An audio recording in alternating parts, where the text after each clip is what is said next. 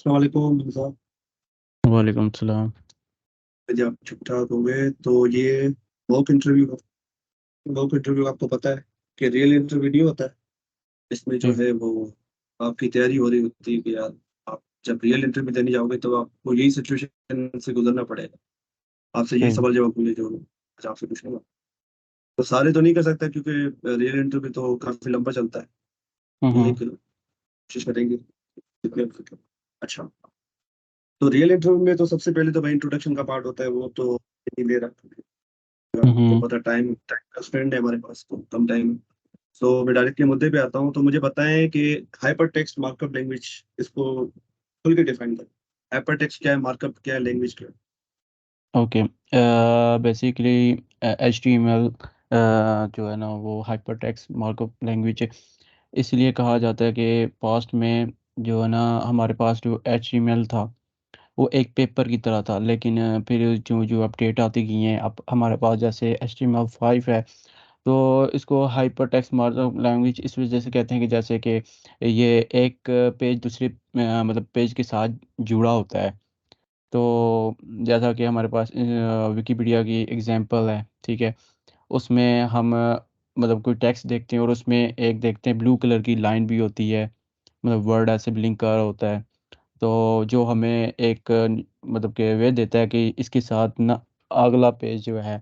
तो बेसिकली ये फीचर है जो है ना हाइपर टेक्स्ट मार्कअप लैंग्वेज का जो है मतलब देता है।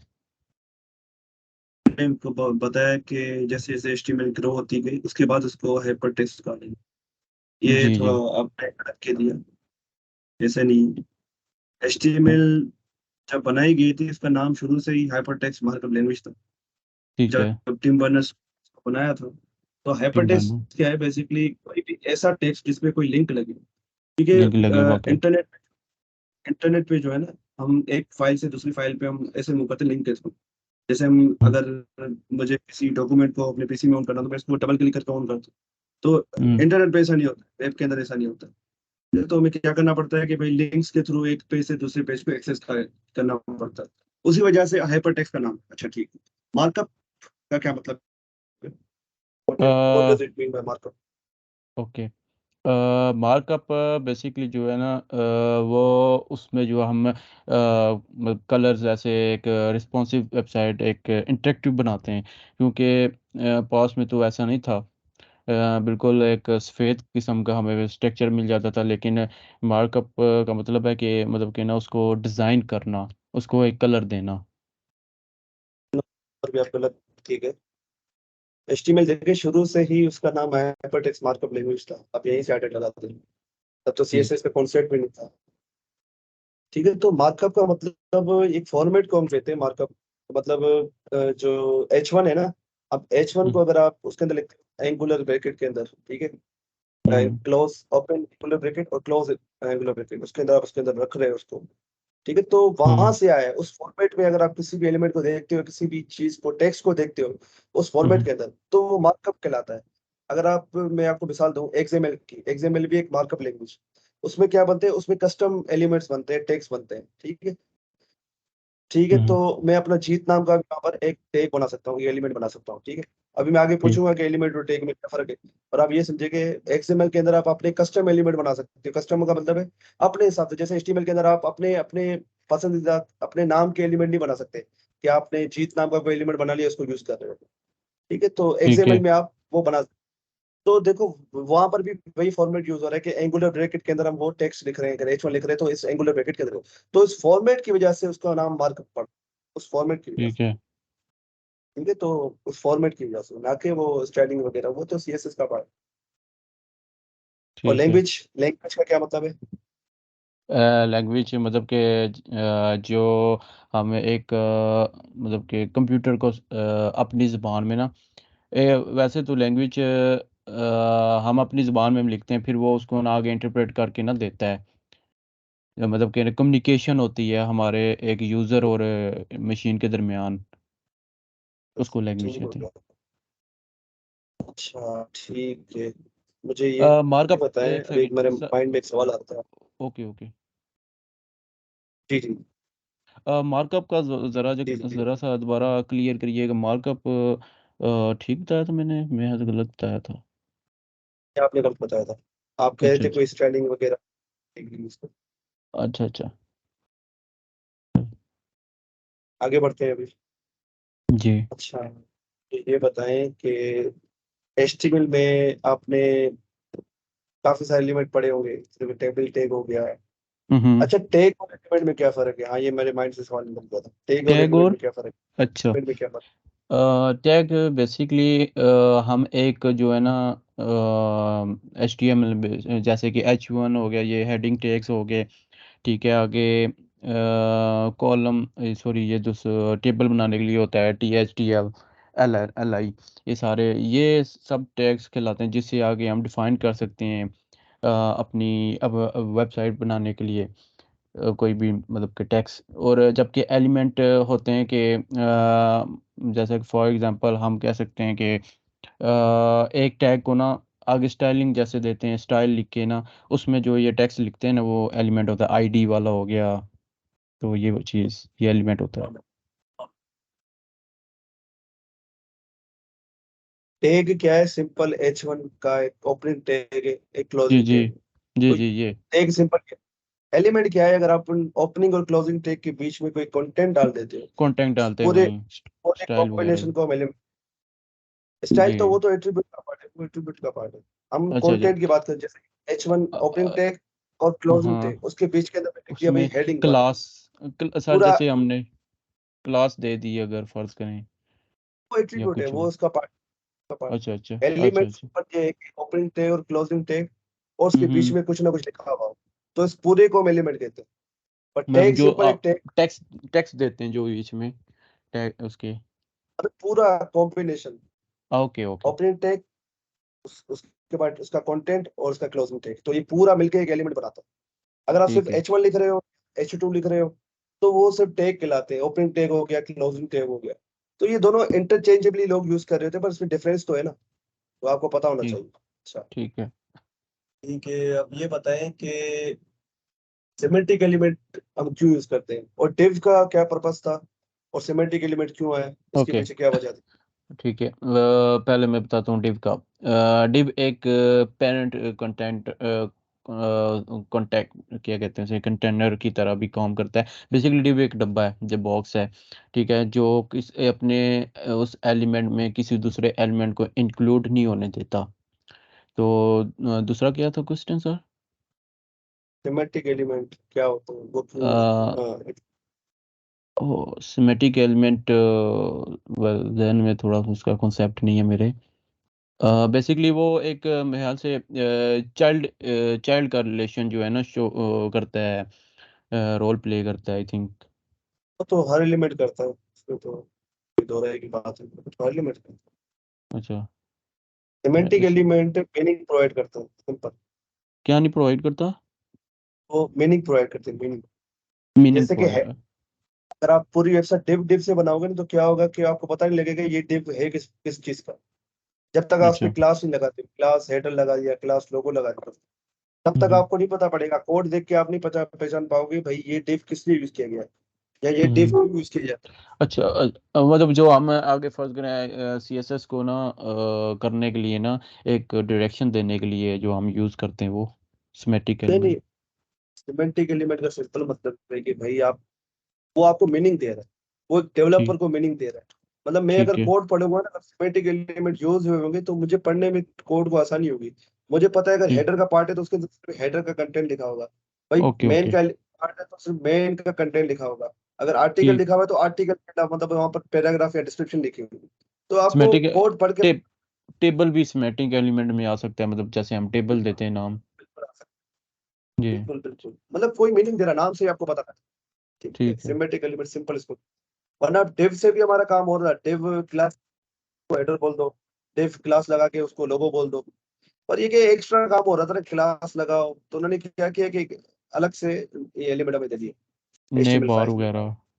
पर ये ने एसईओ के लिए भी हम हमारे हमें हेल्प करता है, सर्च इंजन ठीक ऑप्टिमाइजेशन के लिए, क्योंकि फिर गूगल इसको इंडेक्स अच्छे से करता है अगर आपकी वेबसाइट सिमेंटिक एलिमेंट के थ्रू बनाई गई है तो। और एक्सेसिबिलिटी का पता है? एक्सेसिबिलिटी क्या होती है? एक्सेसिबिलिटी मतलब नहीं। जो डिसेबल लोग होते हैं। हाँ ठीक है हाँ, जो डिसेबल लोग होते हैं उनको एक डायरेक्शन देता है कि ये वेबसाइट इस लिंक मतलब वो बोलता है, जैसे कि वह हमारे पास बहुत सी एप्लीकेशंस हैं फ़ोन में, या उसमें एक है ऑप्शन भी है जो जब कि कोई मतलब फ़र्ज़ करें कि जो आंखों से देख नहीं सकता नबीना, वो उस एप्लीकेशन पे करेगा तो वो उसको बताएगा कि ये व्हाट्सएप है या फिर ये तुम वाइबर यूज़ कर रहे हो वगैरह। बिल्कुल। तो एक्सेसिबिलिटी, एसईओ और डेवलपर को मीनिंग देने के लिए ही सिमेंटिक एलिमेंट का यूज होता है। ओके। अच्छा, ठीक हो गया। और डिव क्या है? खाली डब्बा है जो दूसरे एलिमेंट जी, जी। को अपने अंदर नहीं कंटेन आने। करने में मदद करता है। वो जी, एक पूरी कर लेता है। जी, टाइप का डब्बा है ना वो। पर वो क्या है? जी, जी, कंटेनर है जो दूसरे एलिमेंट्स को अपने अंदर रखता है, अपने अंदर कंटेन करता है। जी। पेरेंट का भी रोल अदा कर सकता है ये, और चाइल्ड दोनों का। ये बेसिकली पेरेंट का रोल, और चाइल्ड चाइल्ड भी बन सकता है, ये पेरेंट भी बन सकता है। तो ये दोनों सिचुएशन ये कर सकता है। अच्छा, मुझे ये बताएं कि सीएसएस पे आते हैं। तो हुँ। सीएसएस में कैस्केडिंग स्टाइल शीट का क्या मतलब है? ये कैस्केडिंग क्या है? Yes, style sheet cascading style sheet basically इसका मतलब है कि ये एक लैंग्वेज है, मतलब कि जैसे आपने अपने लेक्चर्स में मिसाल दी थी, एक आप घर बनाते हो, उसका स्ट्रक्चर बनाते हो, तो वो एचटीएमएल है। जबकि आप उसको रंग-रोगन करते हो वगैरह-वगैरह, जो उसको कलर आप देते हो, वो सारी सीएसएस है। बेसिकली सीएसएस एक लैंग्वेज है, ठीक है, जो एचटीएमएल के साथ कनेक्टेड है। तो हम अपनी स्टाइल अपनी वेबसाइट को मतलब बनाते हैं, फिर उसको खूबसूरत करने के लिए हम सीएसएस का इस्तेमाल करते हैं। तो ये ये भी एक ये दोनों सीएसएस। जी। मैं ये नहीं पूछता, मैं कह रहा हूँ कि उसके अंदर कैस्केडिंग का क्या मतलब है स्टाइल शीट का? अ, मेरा सवाल ये था एक्चुअली। ओके। अ, ज़रा ज़हन से निकल रहा है, सॉरी। कैस्केडिंग प्रायोरिटी अब याद आ रहा है? प्रायोरिटी अ, या स्पेस? प्रायोरिटी अ अ, ऑर्डर को नहीं, ऑटो ऑर्डर को फॉलो करता है। अब याद आया? आपकी आवाज़ काट रही है, ज़रा सा मैं ये थोड़ी कह रहा जल्दी। हूँ कि सीएसएस क्या करती है? टॉप टू बॉटम अप्रोच को फॉलो करती है। अब याद आ रहा यस। है आपको? हुँ, नहीं सर, आप भाई सॉरी। देखो, एक H1 एलिमेंट है, ठीक है। आप जी। आपने क्या किया कि इंटरनल या एक्सटर्नल स्टाइल शीट यूज कर रहे हो, तो उसी H1 को आप पहले येलो कलर दे रहे हो, बाद में रेड कलर दे रहे हो, तो कौन सा लगेगा? तरतीब वाइज़ जो आप पहले दोगे। बाद में दूंगा वो लगेगा। Top to uh, bottom approach को फॉलो करता है कि टॉप पहले आपने येलो दिया है, बाद में उसको आप रेड दे रहे हो, तो वो रेड ओके, को उठाए। इसी को हम कैस्केडिंग कहते हैं, इस बिहेवियर को। इसी ओके। से नाम कैस्केडिंग स्टाइल शीट है, ठीक है। तो इसको आप मतलब पढ़ें और केस मतलब कि बॉटम वाला दूसरे नंबर वाला क्यों देगा पहले वो, मतलब पहला क्यों नहीं? डिसाइड कर देगा ना वो कैसे, मतलब वो कैसे डिसाइड करेगा किस कौन सी देनी है, कौन सी स्टाइल मुझे किस एलिमेंट को मतलब उस एलिमेंट को मुझे कौन सी स्टाइल देनी है। अगर बैकग्राउंड येलो आप कर रहे हो ऊपर और नीचे कर रहे हो बैकग्राउंड रेड, तो वो तो कंफ्यूज हो जाएगा ना कि यार मैं येलो दूं या रेड दूं। तो वो रेड को चूज करेगा, वो सबसे बाद में आपने लिखी है। ठीक। बस ये सीएसएस बनाने वालों ने ये रूल्स बनाए, तो उसको कुछ नहीं कर सकते। तो टॉप टू बॉटम अप्रोच को फॉलो करता है, ओके। ठीक है। ओके।